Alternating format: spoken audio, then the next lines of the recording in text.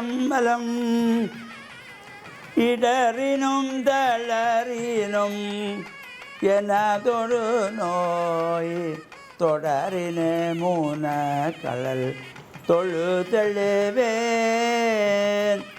கடல் தனில் ஆமீதோடு கலந்த நஞ்சை மிடரினுள்ளடக்கிய வேதியனே இதுவோ எமையாழுமாறு ஈவதொன்றமர்கில்லையே அதுவோ உனதின்னருள் ஆவடிதுரை அரணே. ஓம் நமச்சிவாய.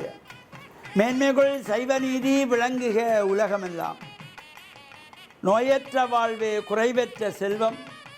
அந்த நோய் நொடி இல்லாத வாழ்வு இந்த உலக மக்கள் எல்லோரும் வாழ வேண்டும் என்று கலியுகத்தின் காந்தமலை ஜோதியாகிய சபரிமலை சுவாமி ஐயப்பனுடைய திருவடிகளை சிறந்தாழ்த்தி டான் தமிழொலி ஓம் தொலைக்காட்சி நேயர்கள் அனைவருக்கும் சர்வதேச இந்து மத குருப்பீடம் அகில இலங்கை சபரிமலை ஸ்ரீ சாஸ்தாபுரத்தின் சார்பில் இனிய வணக்கங்களும் நல்லாசிகளும்.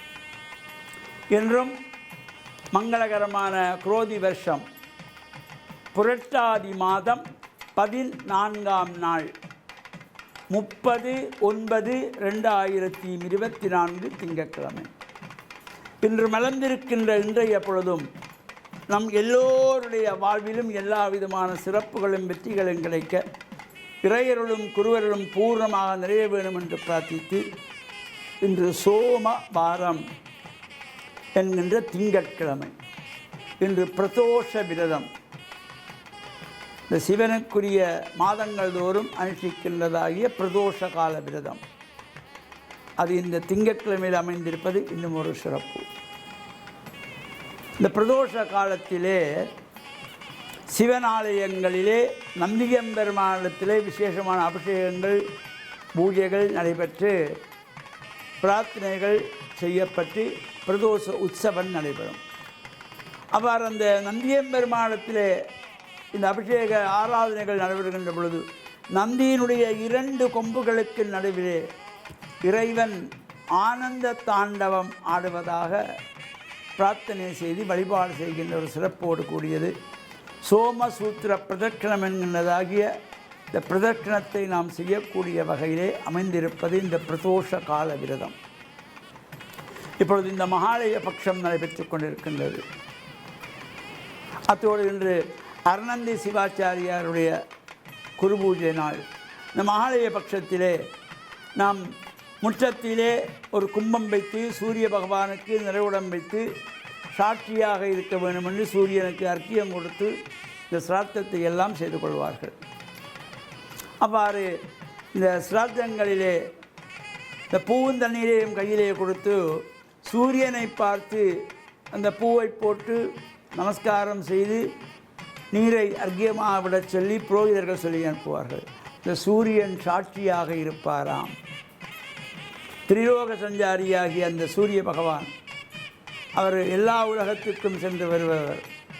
எனவே அந்த சூரிய பகவானுடைய சாட்சியோடு கூடியதாக இந்த சிரார்த்தங்களை நாம் செய்யப்படுகின்ற பொழுது முற்றத்திலே தலைவாழை இலை போட்டு நெல்லு பரப்பி பூரண கும்பம் வைத்து வெற்றிலை பழம் சாம்பிராணி தூவங்கள் எல்லாம் வைத்து சூரியனை நமஸ்காரம் செய்து பிதர்களுடைய அன்பையும் ஆசியையும் பெறுகின்ற பொழுதும் இறையருளும் குருவருளும் பூர்ணமாக பெறுகின்ற வகையிலே எல்லா விதமான சிறப்புகளும் பெற்று பேரானந்த பெருவாழ்வாழ டான் தமிழொலி ஓம் தொலைக்காட்சி நேயர்கள் அனைவருக்கும் சர்வதேச இந்து மத குருப்பீடம் அகில இலங்கை சபரிமலை ஸ்ரீ சாஸ்தாபுரத்தின் சார்பில் நல்லாசிகளை கூறிக்கொள்வதில் மனமகிழ்வு கொள்கிறோம்.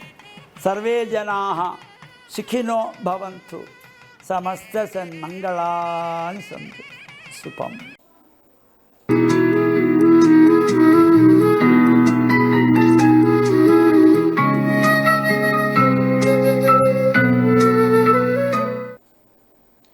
இறை இயேசுவில் என் அன்பு நெஞ்சங்களே, கிறிஸ்தவ நற்சிந்தனை வேளையிலே உங்களை சந்திப்பதில் பெரும் மகிழ்வு கொள்கின்றேன். ஆண்டவர் இயேசு மலைப்பொழிவிலே ஏராளமான நற்சிந்தனைகளை முன்வைத்து போதித்திருக்கின்றார். அதிலே ஒன்று, ஒழுக்க நெறியிலே நாங்கள் மற்றவர்களை குற்றவாளிகளாக தீர்ப்பிடாதீர்கள் என்று சொல்லிக் கொடுக்கின்றார். ஆண்டவர் இயேசு ஒரு நாளும் எவரையும் பார்த்து தீர்ப்பிடவில்லை. தீர்ப்பு என்பது அடுத்தவரை தண்டிப்பதற்காக, அடுத்தவருடைய குற்றத்தை சுட்டி காட்டுவதற்காக பயன்படுத்தப்படுகின்ற ஒரு ஆயுதம். இயேசு எப்பொழுதும் பாவிகளை வரவேற்றார். ஒரு பாவி பெண்ணை கொணர்ந்து இயேசு முன்னிலையிலே நிறுத்தி அவளுக்கு கல்லால் எறிந்து கொல்ல வேண்டும் என்கின்ற தீர்ப்பை வழங்க வேண்டும், இது மோசேயினுடைய சட்டம் என்று பிடிவாதமாக இருந்த மக்கள் கூட்டத்தை பார்த்து இயேசு, உங்களில் குற்றமில்லாதவர் முதல் கல்லை எடுத்து எறியட்டும் என்று சொல்லிக் கொடுக்கின்றார். உடனடியாக ஒருவர் பின் ஒருவராக அந்த இடத்திலே இருந்து அவர்கள் ஓடிவிடுகின்றார்கள். அப்பொழுது அந்த பெண்ணை பார்த்து இயேசு கூறுகின்றார், நானும் உனக்கு தீர்ப்பிடேன், இனிமேல் பாவம் செய்யாதே. இன்னும் ஒரு சந்தர்ப்பத்தை கொடுப்பவர் தான் இறைவன். பொதுவாக நாங்கள் ஏன் மற்றவர்களை பார்த்து இவர் அப்படி அவள் அப்படி என்று சொல்லி தீர்ப்பிடுகின்றோம்? அந்த தீர்ப்பை நாங்கள் நியாயப்படுத்த விரும்புகின்றோம். அந்த தீர்ப்பை நாங்கள் மற்றவர்களுக்கும் சொல்லி மகிழ்கின்றோம். நான் நல்லவன் என்பதை நிரூபிப்பதற்காக அடுத்தவர்கள் நல்லவர்கள் அல்ல என்று கூறுகின்ற ஒரு விவாதம் எங்கள் மத்தியிலே இருக்கலாம். எங்களை நியாயப்படுத்துவதற்காக அடுத்தவர்கள் மீது குற்றம் சுமத்துவது எங்களுடைய பழக்கமாக இருக்கலாம். எப்பொழுதும் நாங்கள் தவறுகள் மற்றவர்களால் ஏற்படுகின்றது என்று நொந்து கொள்கின்றோம். ஆனால் இயேசு தன்னுடைய போதனையிலே சொல்லிக் கொடுக்கின்றார், உங்களுடைய கண்ணிலே பெரியதொரு மரக்கட்டையை வைத்துக்கொண்டு அடுத்தவருடைய கண்ணிலே துரும்பி இருக்கின்றது, நான் எடுத்து விடுகின்றேன் என்று சொல்லக்கூடாது என்று.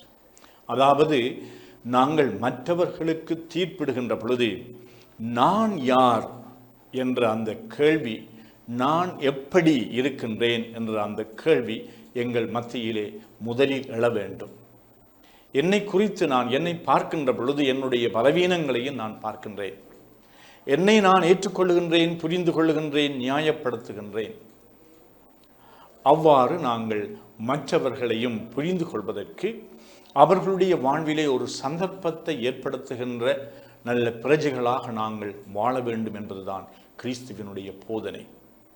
சில வேளைகளிலே உண்மை எது, சரி எது, பிழை எது என்று நாங்கள் கண்டுபிடிப்பதற்கு முன்னதாக தீர்ப்பை வழங்கிவிடுகின்றோம்.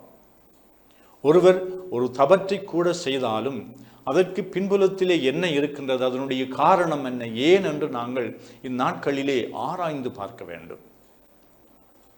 சமூகவியல்கள் அல்லது உளவியல் இவ்வாறான விஞ்ஞானங்கள் எங்களுக்கு பல மனிதனுடைய நடத்தையிலே ஏற்படக்கூடிய பிறழ்வுகளுக்கான காரணங்களை பற்றி ஆராய்ந்து தெளிவுபடுத்துகின்றன.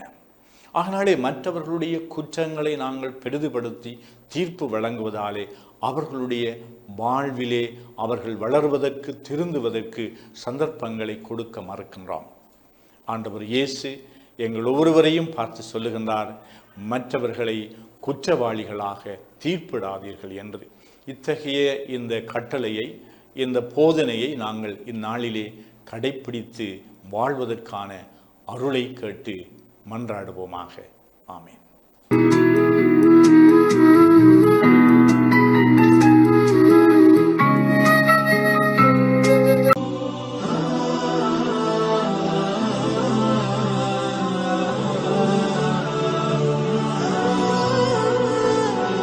பிஸ்மில்லாஹிர் ரஹ்மானிர் ரஹீம்.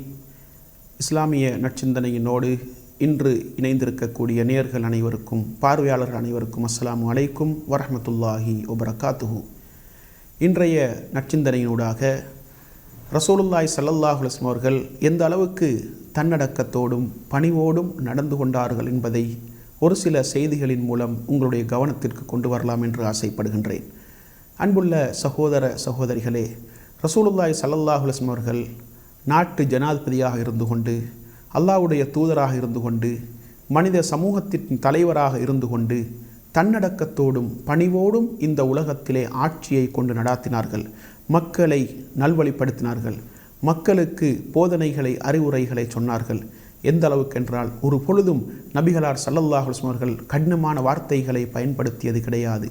ஒரு பொழுதும் பெருமை, ஆணவம், கர்வம் அவர்களிடத்திலே இருந்தது கிடையாது. எந்த அளவுக்கென்றால் மதீனாவிலே சில பெண்கள் நபிகளாரிடத்திலே சென்று நபிகளாருடைய கையை பிடித்து கொண்டு அவர்கள் விரும்புகின்ற இடங்களுக்கெல்லாம் நபி அவர்களை அழைத்து செல்வார்கள். நபி அவர்களிடத்திலே போய் செல்வதற்கு வழி கேட்பார்கள். நபி அவர்கள் கொண்டு போய் விட்டு வருவார்கள். இந்த அளவுக்கு நாட்டு ஜனாதிபதியாக இருந்து கொண்டு, சமூகத்தின் தலைவராக இருந்து கொண்டு, அல்லாஹ்வுடைய தூதராக இருந்து கொண்டு, இந்த உலகத்திலே பணிவான முறையிலே ஆட்சி நடாத்திய ஒரு தூதராக, ஒரு தலைவராக நபி அவர்கள் இந்த மண்ணிலே வாழ்ந்து காட்டினார்கள். அதே போன்று இந்த உலகத்திலே எந்த தலைவராலும் அந்த அளவுக்கு பணிவாக நடக்க முடியாது என்று சொல்லுகின்ற அளவுக்கு பணிவோடு ஆட்சியை கொண்டு நடத்தினார்கள். சில நபித்தோழர்கள், குறிப்பாக முஆத் இப்னு ஜபல் ரலியல்லாஹு அன்ஹு அவர்கள் பல நாடுகளுக்கு சென்று வருகின்றார்கள். நாட்டு தலைவர்களை பார்த்துவிட்டு வருகின்றார்கள். அவர்களுடைய அந்த சிம்மாசனத்தையும் அவர்களுடைய அரசியல் பட்டாளத்தையும் அவர்களுக்கு அந்த நாட்டு மக்கள் கொடுக்கக்கூடிய கண்ணியத்தையும் மரியாதைகளையும் பார்த்துவிட்டு வந்து அல்லாஹ்வுடைய தூதரிடத்திலே வந்து சொல்லுகின்றார்கள், அல்லாஹ்வின் தூதரே, உலகத்திலே பல நாடுகளுக்கு சென்று வந்தேன். அந்த நாட்டு தலைவர்கள் மதிக்கப்படுகின்றார்கள், கண்ணியப்படுத்தப்படுகின்றார்கள். அந்த நாட்டு மக்கள் அந்த தலைவர்களை தலையில் வைத்து மதிக்கின்றார்கள். ஆனால் நீங்கள் எளிமையான முறையிலே இந்த உலகத்திலே ஆட்சி செய்து கொண்டிருக்கின்றீர்கள். உங்களுக்கு அந்த அளவுக்கு மரியாதைகள், கண்ணியங்கள் கிடைப்பதில்லை. எனவே உங்களுக்கு சுஜூது செய்வதற்காக வேண்டி, உங்களுக்கு சிரம் தாழ்த்துவதற்காக வேண்டி நீங்கள் எங்களுக்கு அனுமதி தாருங்கள் என்று கேட்ட நேரத்திலே நபி அவர்கள் சொல்கின்றார்கள், சுஜூதை பொறுத்த வரைக்கும் தலையை நிலத்தில் வைத்து மரியாதை செய்வதற்கு தகுதியானவன் அல்லாஹ்வை தவிர வேறு யாரும் கிடையாது. வேறு யாருக்கும் அப்படியான மரியாதை கொடுக்கப்படக்கூடாது என்பதை நபி அவர்கள் தோழர்களுக்கு அறிவுரை சொல்கின்றார்கள். எனவே இந்த உலகத்திலே நபி அவர்கள் தலைவராக இருந்து கொண்டு, நாட்டு ஜனாதிபதியாக இருந்து கொண்டு, அல்லாஹ்வுடைய தூதராக இருந்து கொண்டு ஒரு சாதாரண மனிதன் உண்ணுவதை போன்று உண்பார்கள். ஒரு சாதாரண குடிமகன் குடிப்பதை போன்று குடிப்பார்கள். சில பொழுதுகளில் நபிகளாருடைய வீட்டிலே பல மாதங்களாக அடுப்பு மூட்டப்படாத அளவுக்கு கஷ்டத்தோடும் நபி அவர்கள் எளிமையான முறையிலே இந்த உலகத்திலே ஆட்சியை கொண்டு நடாத்தினார்கள். மனித சமூகத்திற்கு வழிகாட்டினார்கள். சில நேரம் சில வெளிநாட்டு தூதுக்குழுக்கள் நபிகளாரை சந்திப்பதற்காக வேண்டி வருவார்கள். சஹாபாக்களோடு, தோழர்களோடு நபி அவர்கள் அமர்ந்திருப்பார்கள். அந்த நேரத்திலே அவர்கள் உங்களில் முகம்மது யார் என்று கேட்டுதான் நபி அவர்களை அறிந்து கொள்ள வேண்டும். அந்த அளவுக்கு தன்னுடைய தோழர்களோடு ஒருவராக சரிசமனாக அவர்களோடு அமர்ந்திருப்பார்கள். எளிமையான முறையிலே அமர்ந்திருப்பார்கள். சில நேரம் பாயில் நபி அவர்கள் உறங்குவார்கள். அந்த பாயின் அடையாளங்கள் அவருடைய மேனியிலே இருக்கும். அந்த அளவுக்கு ஒரு எளிமையான வாழ்க்கை நபிகளாருடைய வாழ்க்கை என்பதை இஸ்லாம் எங்களுக்கு தெளிவாக சொல்லுகின்றது.